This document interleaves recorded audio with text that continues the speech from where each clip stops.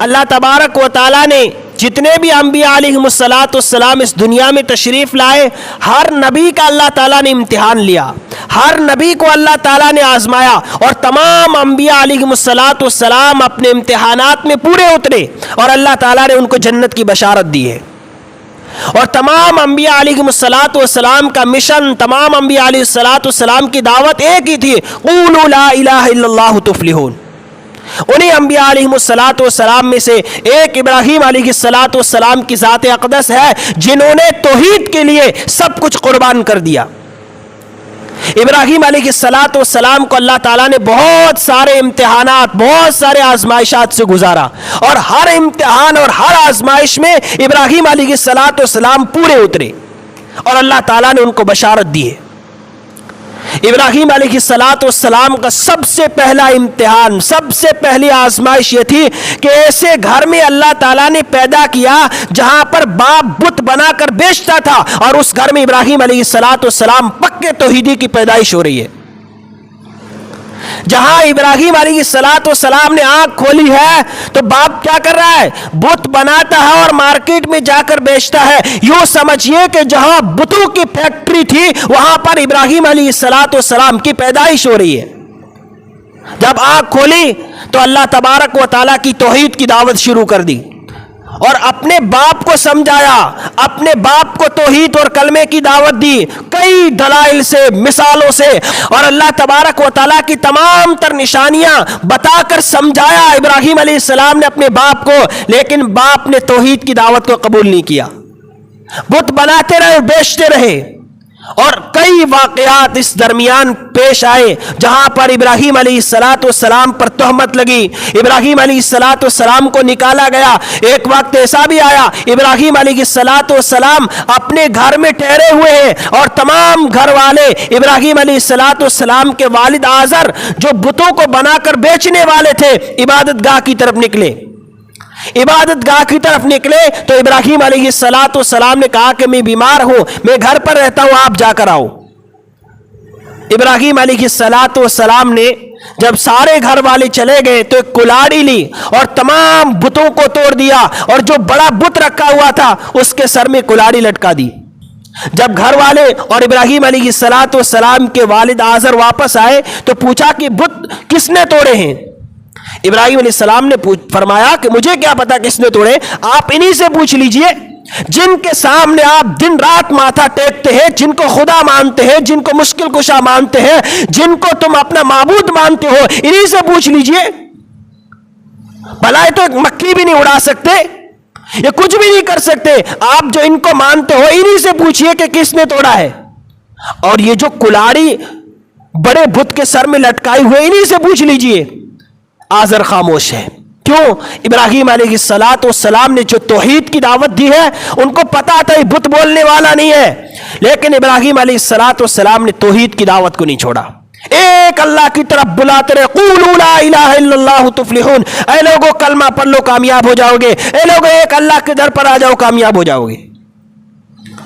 اور اس مشکل مرحلے سے ابراہیم علیہ السلام گزرے ہیں، اور اس کے بعد جب توحید کی دعوت دی ہے اور ابراہیم علیہ السلام کی دعوت، ابراہیم علیہ السلام کا مشن جب پھیلنے لگا، لوگوں کو اللہ کی طرف بلاتے رہے، تو وقت کے نمرود کو جب پتا چلا کہ ابراہیم علیہ السلام ہمارے معبودوں کی عبادت نہیں کرتے، ہمارے معبودوں کے سامنے نہیں جھکتے اور نہیں مانتے ہیں، اور ایک اللہ کی عبادت کرنے والے، ایک اللہ کی پرستش کرنے والے ہیں، اور ہمارے تمام معبودوں کو باطل کہتے ہیں اور ان کو نہیں مانتے ہیں، تب وقت کے نمرود نے یہ فیصلہ کیا کہ کس طرح ابراہیم علیہ السلام کے مشن کو ختم کیا جائے، ابراہیم علیہ السلام کی دعوت کو ختم کیا جائے۔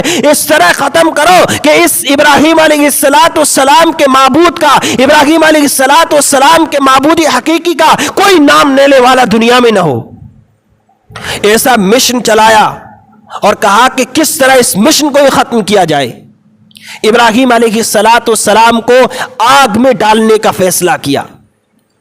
ہاں، ابراہیم علیہ السلام کو نعوذ باللہ آگ میں ڈال دو، ابراہیم علیہ السلام کو آگ میں ڈال دو، یہ پورا مشن ہی ختم ہو جائے گا۔ ابراہیم علیہ السلام کو آگ میں ڈالنے کے لیے وقت کے نمرود نے آگ جلائی، کوئی معمولی آگ نہیں، ایندھن جمع کیا اور میل ہا میل تک آگ جلائی، میل ہا میل تک آگ جلائی۔ ایک ابراہیم، موحد ابراہیم علیہ السلام کو جلانے کے لیے وقت کا نمرود میل ہا میل آگ جلا رہا ہے۔ جب آگ جلا چکے تو کہا کہ اب ابراہیم کو آگ میں ڈالے گا کون؟ اتنی لمبی آگ سلگا دی ہے، اب ابراہیم کو آگ میں ڈالے گا کون؟ ایک کابینہ بیٹھی، ایک میٹنگ بیٹھی، کہا ابراہیم کو کس طرح آگ میں ڈالا جائے؟ تو کسی نے مشورہ دیا کہ ایک پنگوڑا بنایا جائے اور ایک جھولا بنایا جائے، اس پنگوڑے میں ابراہیم کو بٹھایا جائے اور اس پنگوڑے کو جھلایا جائے، جب پنگوڑا عین شباب پر ہو تو اس کی رسیاں کاٹ دی جائے، ابراہیم آگ میں جا کر گریں گے۔ کیا مشورہ کر رہے ہیں؟ ابراہیم کو ڈائریکٹ آگ میں پھینکنا ہے۔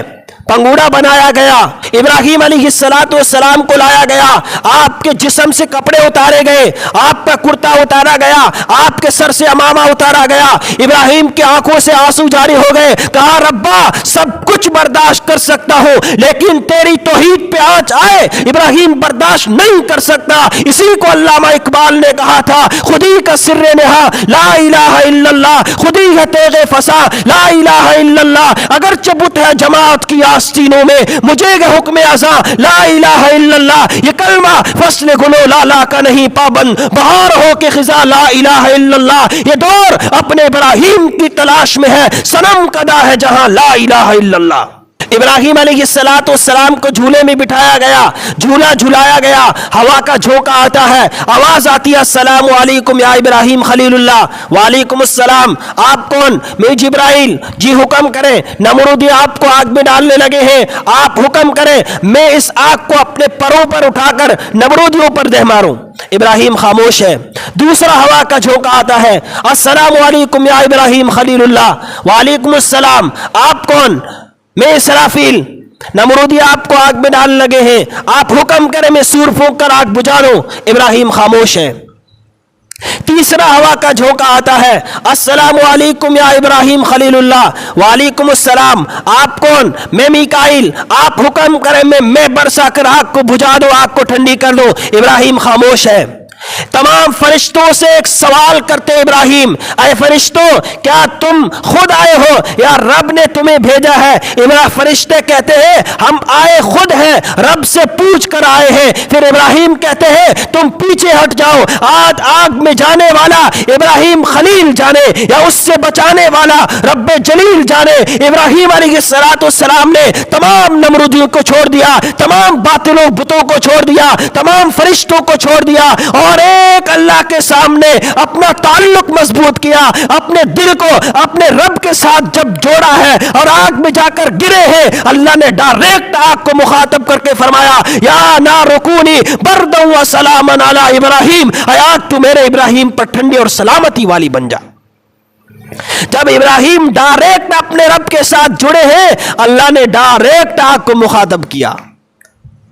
اندازہ لگاؤ جب ہم اپنا تعلق اپنے رب کے ساتھ مضبوط جوڑیں گے، اللہ آسمان سے ہمارے لیے رزق کی بارشیں برسائیں گے، اللہ ہمارے لیے ہمارے کاموں کے فیصلے آسمان سے فرمائیں گے۔ اپنے رب کے ساتھ تعلق مضبوط کر کے تو دیکھو، اپنے رب کے ساتھ اپنا رابطہ جوڑ کر تو دیکھو۔ ابراہیم علیہ السلام نے تمام فرشتوں کو چھوڑا، تمام معبودان باطلوں کو چھوڑا، تمام نمرودیوں کو چھوڑا، ایک اللہ کے ساتھ جب مخلص ہوئے، ایک اللہ کی توحید پر آئے اور لوگوں کو اللہ کی طرف بلاتے رہے، نہ آگ سے ڈرے نہ نمرودیوں سے ڈرے، صرف ایک اللہ کی دعوت قولوا لا الہ الا اللہ دیتے رہے۔ اس وقت جب ابراہیم آگ میں گرے ہیں، اللہ کے حکم پر آگ بھی ٹھنڈی ہو گئی۔ ابراہیم آگ کے درمیان، جبریل جنت کا لباس لے کر آتے ہیں اور اس شاہانہ لباس میں آگ کے درمیان بیٹھے ہوئے۔ جب بندہ اپنے رب کے ساتھ تعلق مضبوط کر لیتا ہے، پھر اللہ کی مدد یوں آتی ہے، پھر اللہ کی مدد یوں آتی ہے۔ ابراہیم علیہ السلام اتنے بڑے امتحان سے اس طرح پاس ہوئے، اللہ تعالیٰ نے ابراہیم علیہ السلام کے لیے آگ کو ٹھنڈی کر دی۔ کتنا بڑا امتحان! ایک اللہ کی توحید کی دعوت کے لیے ابراہیم آگ میں جا رہے، ایک اللہ کی طرف بلاتے ہوئے، لوگوں کو کلمے کی دعوت دیتے ہوئے ابراہیم علیہ السلام کو آگ میں ڈالا جا رہا ہے۔ توحید کی دعوت پر گھر سے نکالا جا رہا ہے، توحید کی دعوت پر آپ کو جلایا جا رہا ہے، لیکن اللہ کی مدد شامل حال ہو پھر کچھ بھی نہیں ہو سکتا ہے۔ اللہ تبارک و تعالیٰ نے یوں ہی ابراہیم علیہ السلام کے ذریعے سے مزید توحید کی دعوت کو دنیا میں عام کرنا تھا۔ اس کے بعد ایک اور امتحان ابراہیم علیہ السلام پر آیا، ایک اور آزمائش آئی۔ کیا آزمائش آئی؟ جب بڑے ہوئے شادی ہو گئی، حضرت ہاجرہ سے جب حضرت ابراہیم علیہ السلام کی شادی ہوئی، 86 سال تک اللہ تعالیٰ نے اولاد سے محروم رکھا۔ کتنے سال تک؟ 86 سال تک اللہ کے سامنے ہاتھ اٹھا کر ابراہیم کیا مانگتے ہیں؟ رب ہب لی من الصالحین، اے میرے پروردگار مجھے نیک صالح اولاد عطا فرما۔ کتنے سال تک؟ 86 سال تک مانگتے رہے۔ کتنا بڑا امتحان، کتنا بڑا صبر، لیکن مانگا کس سے؟ اللہ سے مانگا۔ آج کا نوجوان شادی ہو جائے، 3 سال 4 سال گزرتے ہیں، اولاد نہ ہو تو کبھی اس درگاہ کے چکر لگاتا ہے تو کبھی اس درگاہ کے چکر لگاتا ہے، کبھی اس پیر کے پیروں پڑتا ہے تو کبھی اس پیر کے پیروں پڑتا ہے، کبھی کہیں پر بکرے ذبح کر رہا ہے، کبھی کہیں پر بکرے ذبح کر رہا ہے، کبھی کہیں پر جا کر منتیں مانگ رہا ہے، کبھی کہیں پر جا کر کیا کیا نہیں کرتے ہو تم، جہاں اولاد نہ ملے در در کی ٹھوکریں کھاتے ہو۔ اور ابراہیم علیہ السلام 86 سال تک ایک اللہ کے سامنے رب ہب لی من الصالحین کہہ کر پڑے رہے۔ ہمارا حال کیا ہے؟ اولاد نہ ہو تو در در کی ٹھوکریں کھانا شروع کر دیتے ہیں، اور ہم اللہ کے قرآن کو چھوڑ کر در در کی ٹھوکریں کھاتے رہتے ہیں۔ قرآن کہتا ہے یہب لمن یشاء اناثا، اللہ جسے چاہتا ہے بیٹی دیتا ہے، ویہب لمن یشاء الذکور، اور جسے چاہتا ہے بیٹا دیتا ہے، او یزوجہم ذکرانا و اناثا، اور جسے چاہتا ہے بیٹا اور بیٹی دونوں دیتا ہے۔ اور آگے فرمایا وَيَجْعَلُ مَن يَشَاءُ عَقِيمًا، اور جسے چاہتا ہے بانجھ رکھتا ہے، پوری زندگی کچھ بھی نہیں دیتا۔ چاہے تم ہزاروں درگاہوں کے چکر لگا لو، 1000 پیروں کے پیرے پڑ جاؤ اور ہزاروں بکرے ذبح کر کے پھینک دو، اس راستے پر پھینک دو، اس راستے پر پھینک دو، چاہے کسی بھی پیر کے جا کر پلے پڑ جاؤ، اللہ کہتے ہیں میرے سوا اس دنیا میں تمہیں دینے والا ہے ہی کوئی نہیں۔ میں دیتا ہوں، میرے ہاتھ میں ہے، جسے چاہتا ہوں بیٹا بیٹی دے دیتا ہوں، جسے چاہتا ہوں صرف بیٹے دیتا ہوں، جسے چاہتا ہوں صرف بیٹیاں دیتا ہوں، اور جسے چاہتا ہے درجنوں عطا کر دیتا ہوں۔ وَيَجْعَلُ مَن يَشَاءُ عَقِيمًا، اور جسے چاہتا ہوں بانجھ رکھتا ہوں، پوری زندگی کچھ نہیں دیتا۔ اگر بندے کا ایمان ہو نا، پھر انسان کسی در پر نہیں جاتا، صرف اللہ کے در پر ہاتھ اٹھا کر کہتا ہے رب ہب لی من الصالحین، اے میرے پروردگار مجھے اولاد عطا فرما۔ تو اولاد کے لیے رب کے سامنے دعائیں مانگا کرو، رب کے سامنے ہاتھ اٹھا کر یہ دعا مانگا کرو رب ہب لی من الصالحین، اے اللہ مجھے اولاد دے دے، اے اللہ مجھے اولاد دے دے، تو پروردگار دیں گے، اس سے مانگنے والے سے دیں گے۔ اور یہ در در کی ٹھوکریں کھاتے رہتے ہیں، اور جب اس در در ٹھوکریں کھانے کے باوجود جب مل جاتی ہے تو کہتے ہیں نسبت کس کی طرف؟ پیر کی طرف۔ بھائی یہ تو پوچھو پیر کو کس نے اولاد دی؟ جس درگاہ پر تو جا رہا ہے اس کو کس نے اولاد دی؟ اور مجھے افسوس اس بات پر ہے کہ جس پیر کے در پر جا کر تم مانگتے ہو، جس قبر پر جا کر تم مانگتے ہو، مجھے یہ تو بتاؤ جب وہ صاحب فراش ہوا، بیماریوں میں یلغار ہو کر بستر پر پڑا ہے، نہ کھا سکتا ہے، نہ پی سکتا ہے، نہ اٹھ سکتا ہے، نہ پخانہ صاف کر سکتا ہے، اور جو ہی فوت ہو جاتا ہے یوں چارپائی پر بے بس پڑا ہوا ہے، نہ دیکھتا ہے، نہ سنتا ہے، نہ بولتا ہے، کچھ بھی نہیں ہے، تم اس کے جسم پر پانی ڈال رہے ہو، اس کے کفن کا انتظام کر رہے ہو، اس کی قبر کھودی جا رہی ہے، پھر اس کو تم اپنے ہاتھوں پر اٹھا کر قبرستان لے جاتے ہو، جنازہ پڑھتے ہو، اور اپنے ہاتھوں سے اس پر مٹی ڈالتے ہو، منہا خلقناکم وفیہا نعیدکم ومنہا نخرجکم تارۃ اخری کہہ کر اسی مٹی کے حوالے کر کے آتے ہو، پھر 2 دن 10 دن گزرنے کے بعد اسی سے مانگنا شروع کر دیتے ہو۔ بھائی جو بے بس پڑا ہوا تھا، جس کے قبضے میں کچھ بھی نہیں ہے، آج تم اسی سے مانگتے ہو؟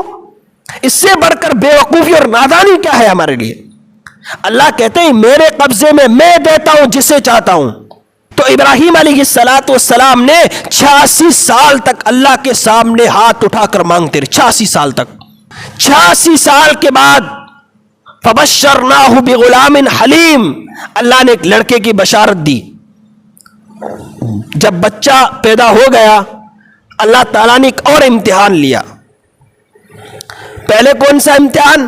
86 سال تک کوئی اولاد نہیں، 86 سال کے بعد اولاد دی اللہ نے، پھر امتحان لیا۔ پھر امتحان کیا؟ کہا اپنے بیٹے کو اور اپنی بیوی کو ایک چٹیل میدان میں چھوڑ کر آؤ، جہاں پر آج بیت اللہ بنا۔ قرآن کہتا ہے بِوَادٍ غَيْرَ ذِي زَرْعٍ عِندَ بَيْتِكَ الْمُحَرَّمِ، چٹیل میدان میں چھوڑ کر آؤ۔ اور ساتھ اللہ نے حکم کیا دیا؟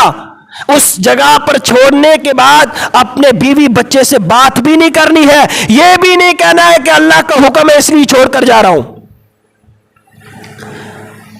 اللہ کا حکم تھا، ابراہیم علیہ السلام اپنے بیوی بچے کو لے کر جا رہے ہیں، جبرائیل علیہ السلام راستہ بتا رہے، یا ٹھہر جاتے، نہیں ابھی آگے ہیں، جہاں پر چٹیل میدان ہے وہاں پر اللہ تعالیٰ کے حکم کے مطابق ابراہیم علیہ السلام اپنے چھوٹے بچے کو اور اپنی بیوی کو چھوڑ کر چلے گئے۔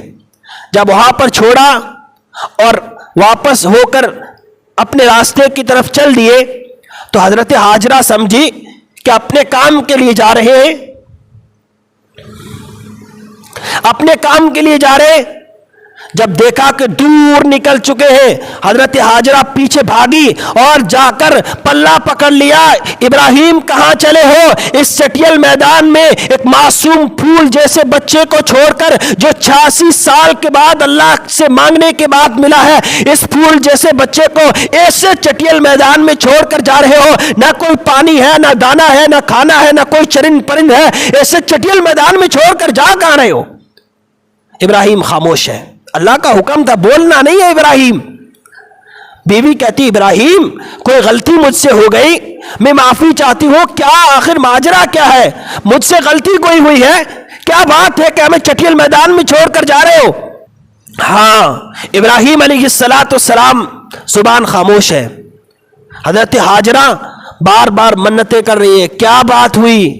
لیکن نبی کی گھر والی تھی، آج کل کی اگر کوئی عورت ہوتی تو کیا کہتی؟ ہاں ضرور اس کو کسی نے بھرا ہے، ہاں نند اوپر جاتی، ضرور اس کے کان کسی نے بھرے ہیں۔ لیکن حضرت ہاجرہ نبی کی گھر والی ہے اور ایسی نیک خاتون ہے، ابراہیم علیہ السلام سے پوچھتی ہے کہیں اللہ کا حکم تو نہیں ہے؟ یہ جو چٹیل میدان میں چھوڑ کر جا رہے ہو معصوم سے بچے کو، اور چند کھجورے ہیں، تھوڑا سا پانی ہے، یہاں پر چرند پرند بھی نہیں ہے، ایسے چٹیل میدان میں چھوڑ کر جا رہے ہو، کہ اللہ کا حکم تو نہیں ہے؟ ابراہیم علیہ السلام کی منہ میں زبان تھی لیکن بولے نہیں، صرف سر سے اشارہ کیا کہ ہاں اللہ کا حکم ہے، صرف سر سے اشارہ کیا اور ابراہیم چل دیے۔ حضرت ہاجرہ واپس دوڑی ہے، جہاں پر ابراہیم علیہ السلام بٹھا کر گئے تھے اسی جگہ پر آ کر بیٹھ گئی۔ جب وہ کھجور اور پانی ختم ہوا ہے، حضرت ابراہیم چھوڑ کر چلے گئے، حضرت ہاجرہ دوڑی ہے اور اسی جگہ پر آ کر بیٹھی جہاں پر حضرت ابراہیم چھوڑ کر گئے تھے۔ جب وہ تھوڑی سی کھجوریں اور تھوڑا سا پانی پورا ہوا تو حضرت ہاجرہ کا بچہ حضرت اسماعیل جب رونے لگا، بلبلانے لگا اور بچے کی بھوک برداشت نہیں ہوئی، حضرت ہاجرہ دوڑی ہے، کبھی صفا پہاڑی پر چڑھتی ہے، کبھی مروہ پر چڑھتی ہے، کبھی صفا پہاڑی پر چڑھ کر نیچے اترتی ہے، بچہ نظر نہیں آتا، دوڑتی ہوئے مروہ پہاڑی پر آتی ہے۔ یہ جو حضرت ہاجرہ نے چکر لگائے اور اللہ کو یہ چکر اتنے پسند آ گئے، اللہ نے قرآن میں اس کو نقل کر دیا، ان الصفا والمروة من شعائر اللہ فمن حج البیت او اعتمر فلا جناح علیہما۔ اللہ نے حکم دے دیا قیامت تک آنے والے نسل انسانیت کو، چاہے وہ ابراہیم کیوں نہ ہو، اسماعیل کیوں نہ ہو، موسیٰ عیسیٰ زکریا کیوں نہ ہو، اللہ نے حکم دے دیا چاہے محمد الرسول اللہ کیوں نہ ہو، 1,44,000 انبیاء علیہم السلام کیوں نہ ہو، 1,44,000 صحابہ اکرام کے مقدس جماعت ہی کیوں نہ ہو، غوث کیوں نہ ہو، اولیاء اکرام کیوں نہ ہو، اللہ نے حکم دے دیا جب تک تم ہاجرہ کی اس چال کو نہیں چلو گے، اوے حج پر آنے والے حاجیوں، عمرے پر آنے والے حاجیوں، جب تک تم حضرت ہاجرہ کی اس چال کو نہیں چلو گے تم حاجی کہلانے کے لائق نہیں رہو گے۔